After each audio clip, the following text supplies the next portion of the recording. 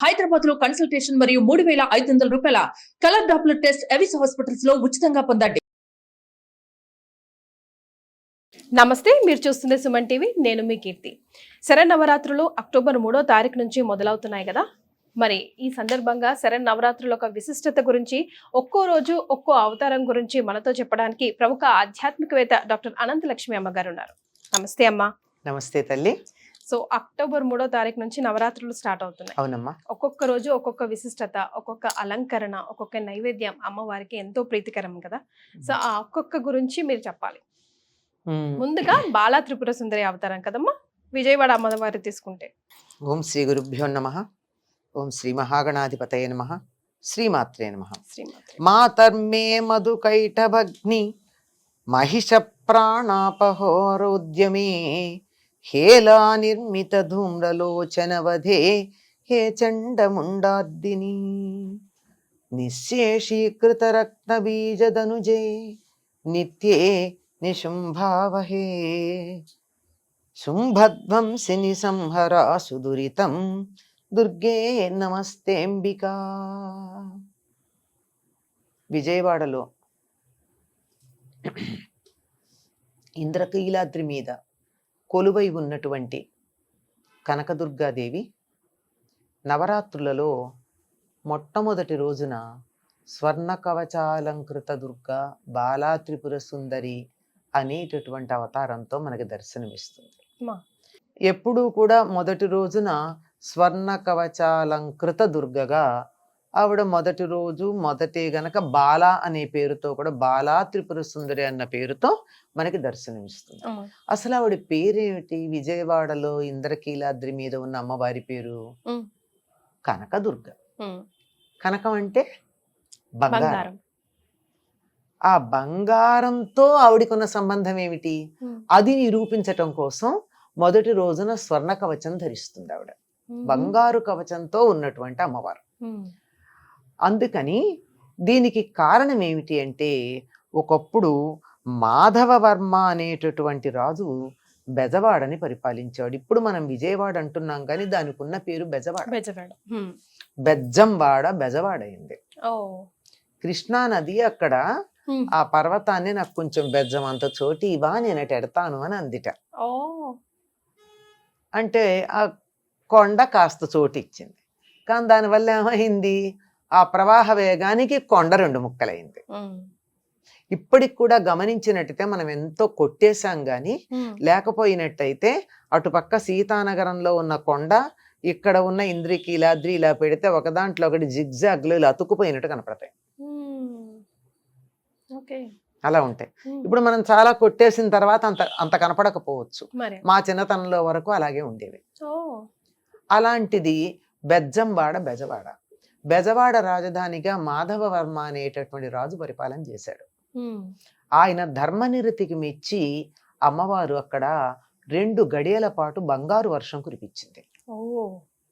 ఆయనకి ఒక్కడే కొడుకు. ఆయన ధర్మ మార్గంలో పరిపాలన చేశాడు. ఆయన కొడుకు కూడా అంత ధర్మాత్ముడే, మంచివాడే.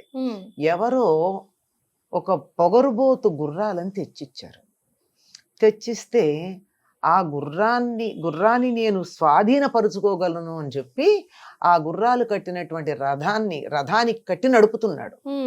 ఈ లోపల ఈ పొగరుబోతు గుర్రాలని స్వాధీనం చేసుకుంటూ వెడుతున్నాడు అని చెప్పి ఎవరు దారిలో ఉండొద్దు అని చెప్పి పరిచారకులు చెప్తూనే ఉన్నారు.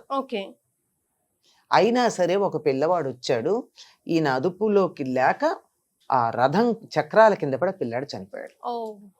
చనిపోతే ఆ పిల్లవాడిని తీసుకెళ్లి రాజుగారి దగ్గర పెట్టి, డబ్బుంటే తినచ్చు, ఏదన్నా చెయ్యొచ్చు, ఇలా నాకు ఏకైకమైనటువంటి ఆధారమైన పిల్లవాడిని ఇలా చంపేస్తారా అని ఆవిడ వెళ్ళి పిల్లవాడిని అక్కడ పెట్టి ఏడ్చి, వెంటనే రాజు అక్కడ న్యాయాధిపతుల్ని వాళ్ళని పిలిచి దీనికి శిక్ష ఏమిటి అని అడిగాడు.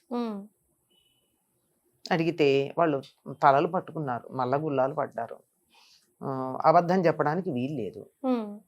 రాజా, నిజానికి దీనికి శిక్ష ఇలా నిర్లక్ష్యంగా వాహనాన్ని నడిపి ఒకరి ప్రాణం తీసినటువంటి వాడికి శిక్ష మరణశిక్షే. కానీ రాజకుమారుడు కావాలని చేయలేదు, రాజ్యానికి ఏకైక వారసుడు, ఇంకా ఆయనకి ఇంకో పిల్లలు లేరు. అటువంటి రాజు ధర్మంగా ఉండేటటువంటి వాడు, అటువంటి వాడు కావాలని చేయలేదు గనక శిక్ష తగ్గించవచ్చు అని చెప్పారు.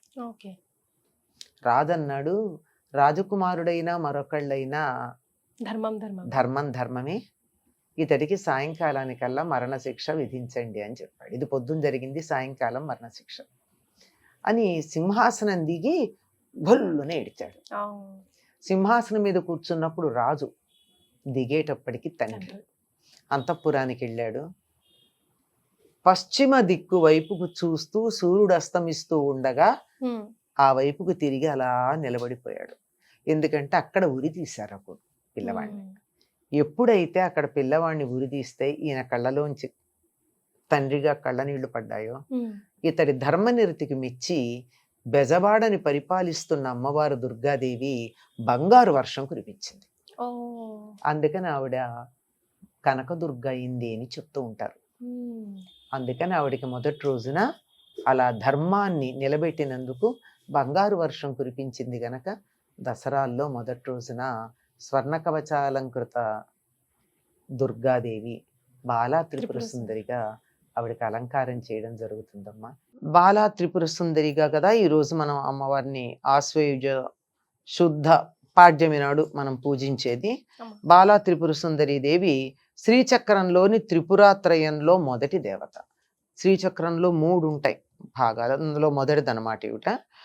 షోడశీ విద్యకి ఈవిడ అధిష్టాత్రి కాబట్టి ఈ రోజున ఉపాసకులు త్రిపుర సుందరీ దేవి అనుగ్రహం కోసం ఏం చెయ్యాలి అంటే, ఈవిడ బాలా త్రిపుర సుందరి అన్నారు కదా, అంచేత బాల పూజ చేయడం ప్రారంభించాలి. ఈ రోజు నుంచి కూడా 10 రోజులు చేస్తారమ్మా.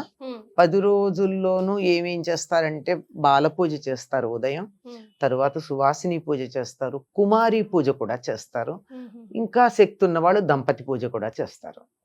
తప్పనిసరిగా మిగిలిన కుమారి పూజ సువాసిని పూజ ఒక్కసారి చేసినా బాల పూజ మాత్రం తప్పనిసరిగా చేస్తారు. 2 సంవత్సరాల నుంచి 10 సంవత్సరాల లోపు ఉన్నటువంటి పిల్లలకి చేస్తారు. ఈనాడు అలా బాల పూజకి చాలా ప్రాధాన్యం ఉంది. ఈ రోజు చేయలేనటువంటి వాళ్ళు కూడా చివరి రోజునన్నా ఆ బాలల్ని చిన్నపిల్లల్ని పిలిచి కూర్చోబెట్టి పూజ చేయడం ఉంటుంది. సరస్వతి పూజ రోజు కూడా చూస్తుంటాం కదా, ఎప్పుడైనా చేయొచ్చు. అంటే రోజుకొకళ్ళ చొప్పున ఏ రోజుకి ఆ రోజు చేసినా సరే, లేదంటే అందరినీ కలిపి ఒక రోజు, లేదా అంతమందిని చేయలేనంటే ప్రతిరోజుకి సంబంధించి ఒక్క బాలని కూడా పూజ చేయడం సరిపోతుంది. ఓకే, చాలా సంతోషం అమ్మా, ధన్యవాదాలు.